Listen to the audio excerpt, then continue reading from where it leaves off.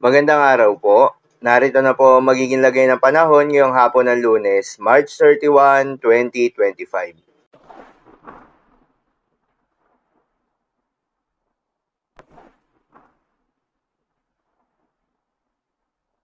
Sa kasalukuyan at ayon sa pag-asa, yung binabantayan na low pressure area sa loob ng Philippine Area of Responsibility ay nakalabas na nga ng Philippine Area of Responsibility.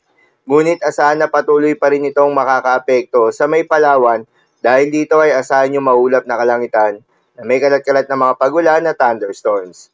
Ang nasabing low pressure area nga ay huling namataan sa layong 310 kilometers west ng Pag-asa Island, Kalayaan, Palawan. Di naman ito inaasahan na lalakas bilang isang bagyo within the next 24 hours.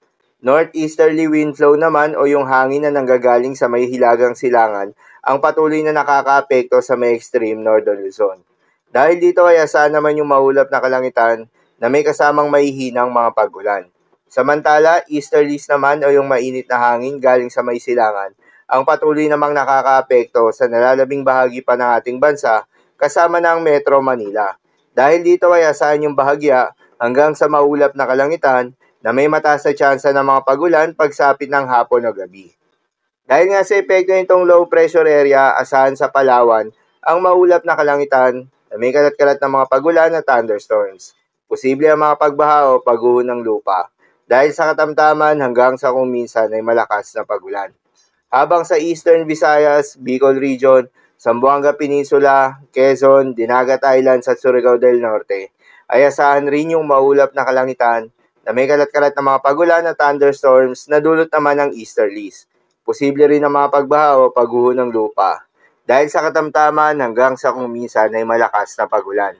Habang sa Batanes area naman ay asahan yung maulap na kalangitan na may kasamang mga mahihinang pagulan. Dulot naman yan ng northeasterly wind flow. At sa Metro Manila at nalalabing bahagi pa ng ating bansa, ay asahan naman yung bahagyang maulap hanggang sa maulap na kalangitan na may kalat-kalat na mga pagulan o thunderstorms na dulot ng easterlies.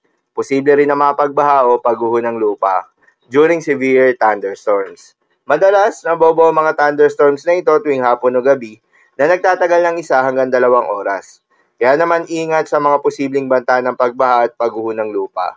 Lalong-lalo na sa mga lugar na inuulan na noong mga nakaraang araw pa.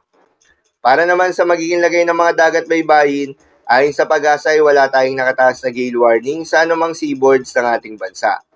Ngunit pinag-iingat pa rin yung mga papalaot ng mga kababayan nating mangingisda at yung may mga maliliit na sasakyan pandagat sa may seaboards ng Northern Luzon dahil inaasahan yung katamtaman hanggang sa maalon na karagatan.